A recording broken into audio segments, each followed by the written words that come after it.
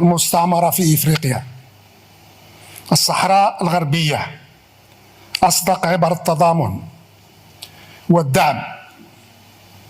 وهم يتمسكون بإحقاق حقهم الشرعي والمشروع في تقرير المصير على النحو الذي أكدته ولا تزال تؤكده الشرعية الدولية والعقيدة الأممية في مجال تصفية الاستعمار. بعيدا عن متلازمة المغرب ومتلازمة ذكر هذه الصحراء الغربية بوليساريو في كل مناسبة من طرف النظام الجزائري والحثالة الدبلوماسية أحمد عطاف، لكن نفي الواقع العالم الآخر الذي يعيش فيه النظام الجزائري مرة أخرى، لأنه أحمد عطاف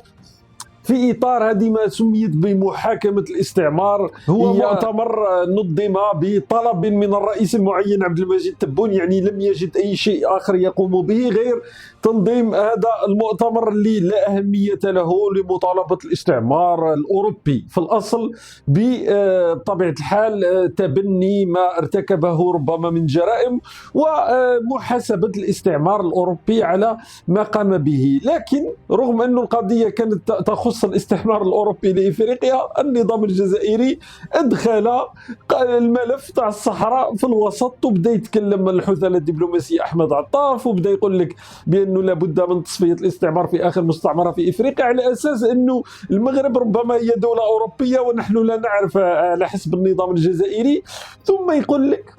بأنه يعني الشرعية الدولية وفي إشارة إلى الأمم المتحدة ومجلس الأمن لا زالوا يعترفون بقضية الاستفتاء وحق الشعب الصحراوي في تقرير مصيره، رغم أن العالم كله رأى ما حدث في 31 أكتوبر، الصفعة الكبرى التي تلقاها النظام الجزائري وميليشيات البوليساريو في مجلس الأمن، الانتصار التاريخي للمغرب في هذا الملف. لكن النظام الجزائري يعيش بطبيعة الحال أزمة نظام كبرى، معناتها صار نفي الواقع، صار التخبط تاع الدبلوماسيه الجزائريه. تتذكروا صوره الانحناء الى حد الساعه حددنا انه ربما زاويه انحناء احمد عطاف امام غويتيراش هي 45 درجه،